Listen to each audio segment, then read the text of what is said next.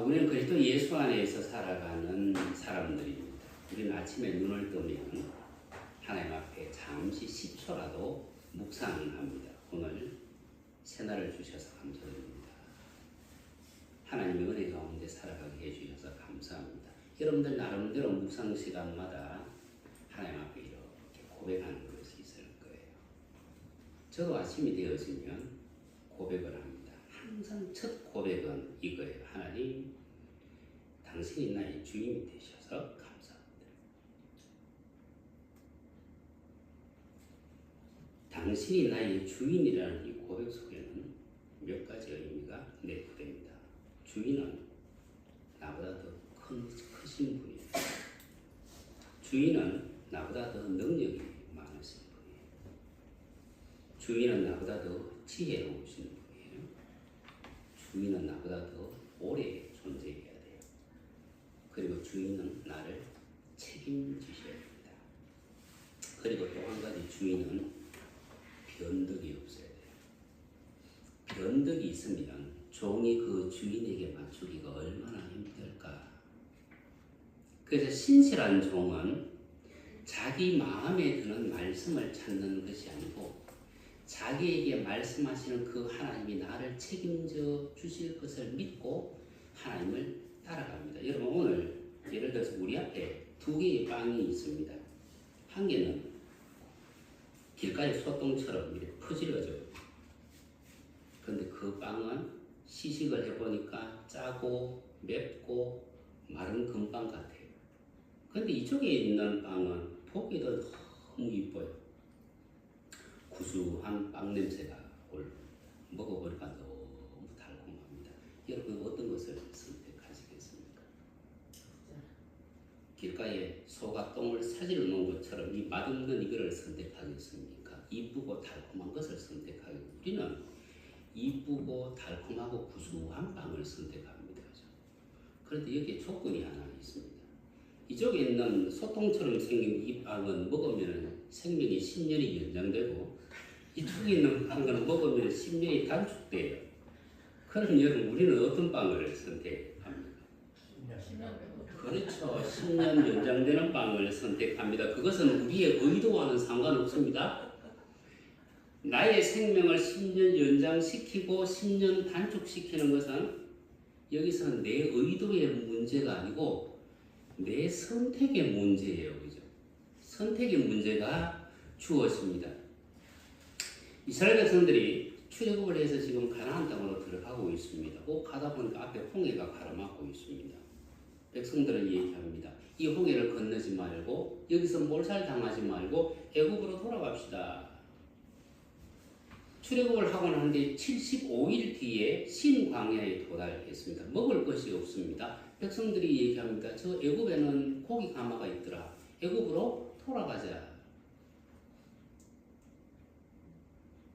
카데스 바네아에서 정탐꾼들의 보고를 받았습니다. 2명은 가나안 땅으로 들어가자고 얘기하고 10명은 들어가지 말자고 얘기합니다. 그럼 이스라엘 백성들이 만약에 선택의 문제에 있어서 다수결을 선택했다면 그들은 홍해 앞에서 애굽으로 돌아갔어야 되고 신 광야에서 애굽으로 돌아갔어야 되고 가데스 바네아에서 애굽으로 돌아갔어야 되고 아말렉이 쳐들어왔을 때도 애굽으로 돌아갔어야 됩니다. 그런데 돌아가지 아니한 이유는요.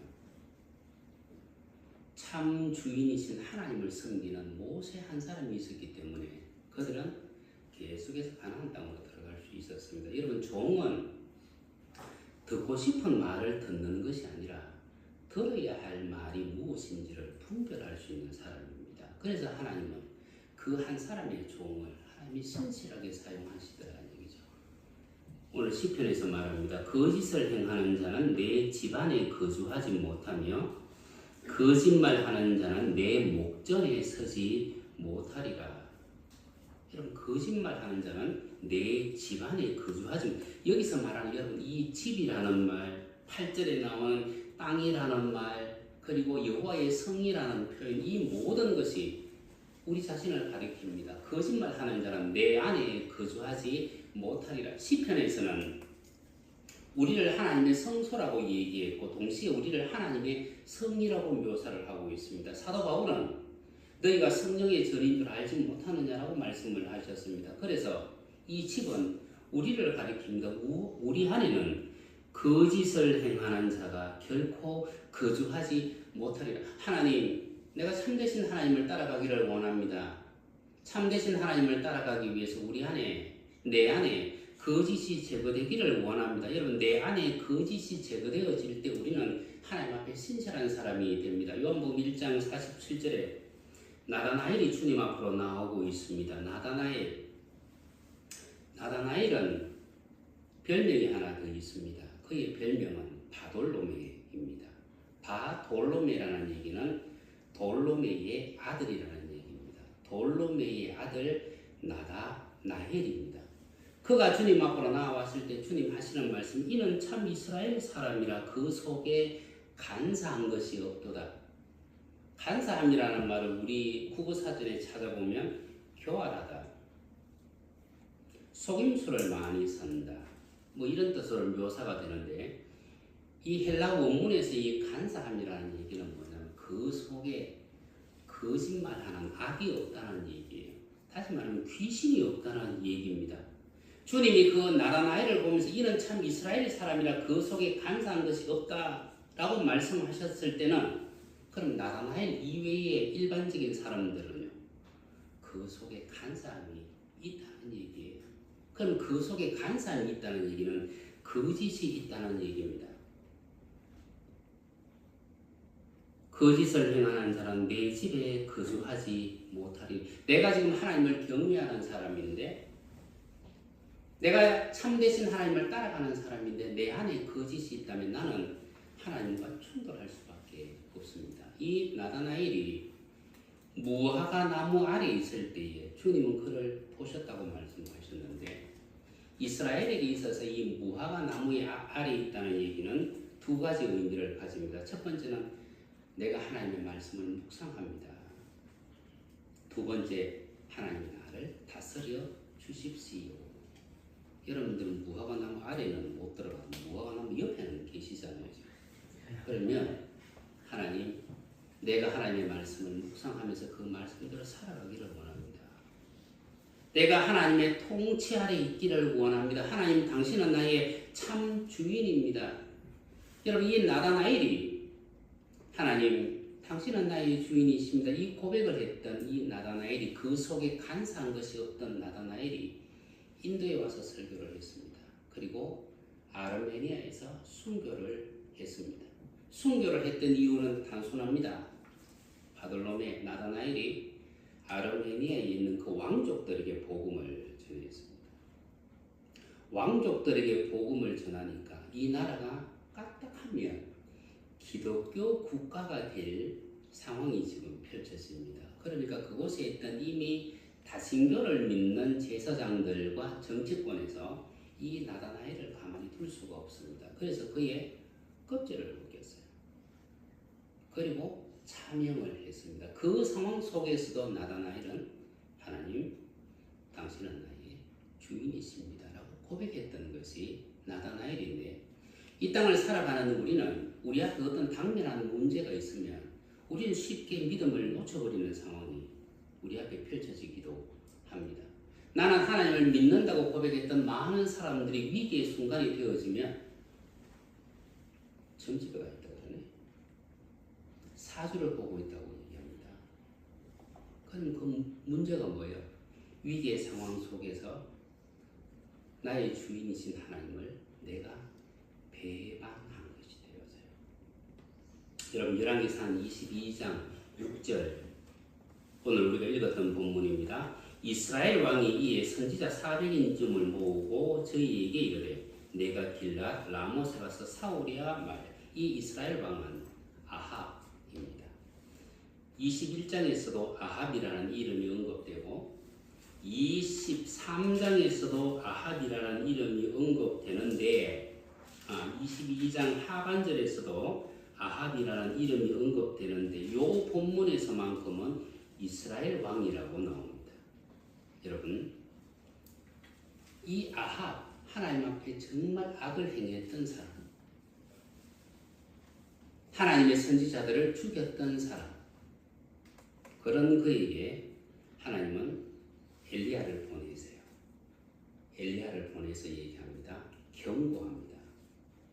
여러분, 하나님의 경고는 하나님의 심판이 아닙니다. 하나님의 경고는 회개하고 돌아오라는 사인이에요. 아합은 엎드립니다. 어떻게 엎드리냐 하면 21장 27절 이렇게 말하네요. 아합이 이 모든 말씀을 들을 때 그 옷을 찢고 굵은 배로 몸을 동이고 금식하고 굵은 배로 누우며 행보도 천천히 한지라. 하나님의 말씀이 디셉 사람 엘리야에게 임하여 가라사대 아합이 내 앞에서 겸비함을 내가 보느냐. 내가 지금 아합을 용서하겠다는 얘기예요. 이게 하나님의 사랑입니다. 그러면 내가 하나님으로부터 경고를 받았습니다. 내가 회개했습니다. 하나님이 나를 용서했습니다. 그럼 나는 하나님을 정말 신실하게 붙잡아야 되는데, 그런데 22장에 들어가면서 또 하나의 사건이 터져버리고 맙니다. 22장 1절 아람과 이스라엘 사이에 전쟁이 없이 3년을 지내었더라. 여러분, 아람과 이스라엘 사이에 전쟁이 없다는 이것이 굉장히 중요합니다. 아람과 이스라엘은 어떤 관계냐 하면 아브라함이 아람 족속이에요. 아브라함이 아람 족속입니다. 그래서 창세기 25장 20절 말씀에 보면 리브가에 대해서 소개할 때 어떻게 소개를 하느냐 하면 아람 족속 버두엘의 딸이라고 소개를 합니다. 그리고 그 리브가가 이삭과 낳은 아들이 야곱이에요. 그죠? 야곱이 형 에서를 피해서 하란으로 도망을 갑니다. 하란에서 20년 동안 머물다가 그는 다시 가나안 땅으로 들어옵니다. 가나안 땅으로 들어오면서 길르앗에서 라반과 함께 약속을 합니다. 그 약속은 정거의 무더기, 정거의 무덤, 정거의 돌탑이라는 것을 가지고 있습니다. 그 정거는 내가 이 단을 넘어서 너를 공격하지 않을 것이니까 너는 그곳에서 잘 살아라. 대신에 너도 이 단을 넘어서 나를 공격하지 말자. 나는 이곳에서 잘 살겠다. 그것이 바로 이 아람과 이스라엘 사이에 존재하고 있습니다. 창세기 31장에 보면 갈르엣이라고 얘기했는데 그 갈르엣은 길르앗의 방언입니다. 그래서 성경은 오늘 길르앗 라못이라고 얘기하는데 라못이라는 얘기는 꼭대기라는 얘기예요. 길르앗의 꼭대기입니다. 이 길르앗은 어떤 곳이냐 하면 우리나라로 치면 DMZ예요. 이런 DMZ는 휴전선에 있습니다. 휴전선을 경계로 해서 남쪽으로 2km, 북쪽으로 2km.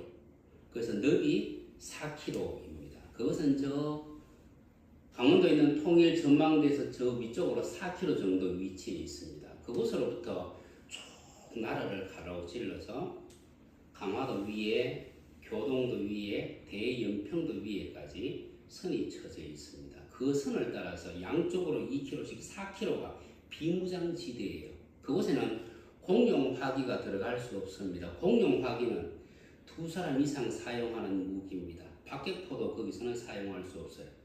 그것은 대포도 들어갈 수 없습니다. 개인 화기만, 개인 총만 가지고 그곳에 들어갈 수 있는 그곳이 비무장지대인데 이 길르앗 라못이 바로 비무장지대입니다. 동시에 이 길르앗은 하나님의 도피성입니다. 도피성은 의도치 않게 사람을 죽인 사람이 그 죽은 사람의 가족들이 복수를 할까봐 그것을 피해서 이 도피성으로 피난을 갑니다. 그리고 그곳에서 언제까지 숨어서 사느냐 하면 대제사장이 죽을 때까지 그곳에서 삽니다. 그리고 대제사장이 죽으면 이 사람은 자유인이 됩니다. 이 도피성은 예수 그리스도를 상징합니다. 구약시대를 살아갔던 사람들, 그리스도 예수 밖에 있을 때 우리는 우리 힘으로 살아가는 것 같았지만 그러나 죄를 징벌하시는 하나님, 죄를 향하여 돌진하시는 하나님, 그 하나님을, 그 돌진을 우리 주 예수 그리스도께서 막고 계셨습니다. 바로 이 도피성이 예수 그리스도를 상징합니다. 그리고 대제사장이 죽은 후에 자유인이 되어졌다는 얘기는 우리 주 예수 그리스도께서 십자가에서 우리의 모든 죄를 지고 대속하셨습니다. 주님이 죽으신 이후에 우리는 자유인이 되어졌고 하나님의 자녀가 되었는데 바로 이 주님의 십자가의 죽음을 가리키는 것이 바로 이 도피성이고 길앗 라못입니다. 이 길앗 라못은 라반과 야곱의 그 약속에서부터 시작을 했습니다. 그런데 그 약속이 오늘 열왕기상 22장 1절에서 성취가 됩니다. 아람과 이스라엘 사이에 전쟁 없이 3년을 지내었다. 여러분, 조상들의 약속대로 된 거예요. 너희들도 이곳을 넘어오지 마라. 나도 이곳을 넘어가지 않을게. 우리 평화롭게 살자. 그것이 지금 이루어져서 3년을 지냈는데 문제는 이 아합이 이것을 깨트리고 싶다는 얘기예요. 저 땅을 내가 차지하고 싶다는 얘기입니다. 아합은 선지자 400명을 불렀습니다. 내가 어떻게 했으면 좋겠느냐? 그 선지자들은 얘기합니다. 올라가십시오. 왕은 이길 수 있습니다. 그런데 그 400명의 선지자는 성경에 보니까 이미 거짓으로 가득 차 있습니다. 이미 거짓이 그들 속에 들어가 있습니다. 400명이 얘기합니다. 왕이여 올라가십시오. 당신은 승리할 것입니다.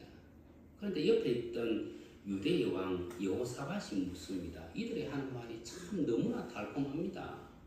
너무나 달콤합니다. 어떻게 400명이 똑같은 예언을 할 수 있습니까? 혹시 다른 사람이 없습니까? 라고 했을 때 아합이 했던 말이 오늘 8절에 나오는 말입니다. 오히려 이몰라의 아들 미가의 한 사람이 있으니 저로 말미암아 여호와께 들을 수는 있으나 저는 내게 기라는 것은 예언하지 아니하고 흉한 것만 예언한다. 그런데 여러분, 내가 들을 필요가 있으면 들어야죠. 미가를 불렀습니다. 미가가 예언합니다. 내가 보니까 왕이 이기겠습니다. 미가 자기도 살아야 되니까요. 근데 다시 묻습니다. 너는 정말 맹세할 수 있느냐? 내가 나가면 이길 수 있느냐? 맹세할 수 있느냐라고 했을 때 미가가 하는 얘기가 내가 보니까 이스라엘 백성들이 목자 없는 양같이 산에서 흩어집니다. 여러분, 올라가지 말라는 얘기예요. 올라가지 말라는 얘기예요. 여러분, 400명은 올라가라고 얘기합니다. 한 사람은 올라가지 말라고 얘기합니다. 여러분 같았으면 어떤 선택을 하시겠습니까? 어떤 선택을 하시겠습니까? 저는 엘리야를 찾아갑니다. 이 당시에 엘리야가 살아있었으니까요. 엘리야는 하나님의 말씀으로 경고를 했던 사람이고 그가 회개했을 때 하나님의 용서를 선포했던 그 엘리야가 살아있음에도 불구하고 아합은 엘리야를 찾아가지 않습니다. 엘리야를 찾아가지 못하는 이유는 엘리야의 이름 속에 그 비밀이 있습니다. 엘리야, 엘이라는 얘기는 하나님이라는 뜻이에요. 리라는 얘기는 나의, 야라는 얘기는 여호와시라. 하나님은 나의 여호와시라. 그런데 여호와는요, 이름의 뜻이 뭐냐면 약속을 지키시는 분이에요. 약속을 지키시는 하나님, 나의 아버지시다. 근데 지금 아합은요, 약속을 깨기 위해서 지금 전쟁을 치르잖아요. 근데 내가 엘리야라는 이름을 부르는 그 순간에 하나님은 약속을 지키시는 분이다. 내가 그 이름을 찾을 수가 없고 부를 수가 없다는 얘기예요. 여러분, 우리는 신앙의 여정을 걸어가면서 우리 스스로 우리에게 어떤 이로운 것이 있으면 우리는 하나님을 찾습니다. 저에게 연락 오시는 분들 가운데 보면 힘든 것을 얘기해요. 목사님, 이런 일이 있는데 기도 좀 해주세요. 알겠습니다. 목사님, 이런 일이 있는데 어떻게 했으면 좋겠어요? 이렇게 했으면 좋겠습니다. 근데 그러고 난뒤 연락이 없어. 왜? 그 일이 해결됐는지 안 됐는지를 내가 몰라. 그래서 연락합니다. 연락하면 그거요, 잘 됐어요. 아니, 그럼 얘기해도 나는 지금 아직도 지금 기도하고 있는데. 이것이 우리가 하나님 앞에 기도할 때 이런 실수를 굉장히 많이 합니다. 하나님, 이 문제를 해결해 주실 줄 믿습니다. 이 문제 위에 함께 해주시면 너무나 감사하겠습니다. 그런데 여러분 그 일이 이루어졌을 때 정말 진심으로 하나님 앞에 아버지 하나님 제게 이런 일이 있는 거 제가 주님 앞에 기도했지요. 주님 들으시고 이루어주셔서 너무 감사합니다. 여러분 이 과정을 한번 짚고 넘어가는 사람들이 과연 몇 분이나 계실까? 우리 교인들 말고 거의 대부분 그 결과는 간과하고 넘어가버립니다. 그래서 우리는 매 순간 하나님을 찾을 때마다 나에게 슬픔이 있든 나에게 기쁨이 있든 내가 해결해야 될 문제가 있든 모든 것은 반드시 하나님 앞에 내어놓을 수 있어야만 됩니다. 하나님 앞에서는 우리의 공과를 내어놓을 수 있어야 됩니다. 우리의 과오도 내어놓을 수 있어야 됩니다. 하나님 앞에서는 우리의 속에 있는 것도 전부 다 내어놓을 수 있습니다. 왜냐하면 그분은 나의 주인이시기 때문이고 그분만이 나의 인생을 책임지실 분이시기 때문입니다. 여러분 자신이 주인이 되는 사람도 있고 하나님이 주인인 사람도 있습니다. 주님 분명히 말씀하십니다. 참 주인일, 참 주인, 참 주인. 그냥 주인이 아니에요. 참 주인이에요. 참 주인은 한 분밖에 없습니다. 그분이 우리를 책임질 것을 말씀합니다. 내가 하나님의 종이라면 하나님께서 나에게 무슨 말씀을 하시든 하나님이 나에게 어떤 할 일을 주시든 우리는 그 말씀대로 순종할 수 있는 사람이 되어야만 합니다. 그 일을 위해서 우리는 우리 안에 있는 이 악을 제거할 수 있어야 됩니다. 이 악을 제거하지 아니하면 우리는 아합처럼 넘어지고 맙니다. 여러분 아합이 전쟁에 패했습니다. 어떻게 패했는 줄 아십니까? 여러분 아람 나라의 그 왕하고 칼싸움이라도 한번 하고 죽었으면 나라의 영웅이 되었겠는데 이름도 없는 한 사람이 우연히 화살을 잘못 날렸어요. 근데 거기에 맞아서 죽었다니. 여러분 우리를 무너뜨리는 것은 큰 문제가 사실은 아니에요. 정말 사소한 문제가 우리를 무너뜨립니다. 그런데 우리는 그 사소한 것을 간과하고 지나갑니다.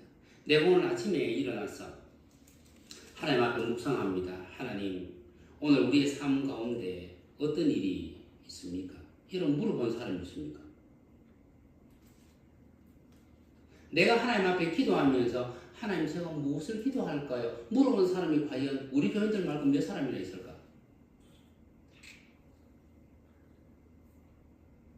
외부에 나가서 기도를 하면 목사님들이 저에게 가장 궁금해하는 것 중에 하나가 뭐냐면 목사님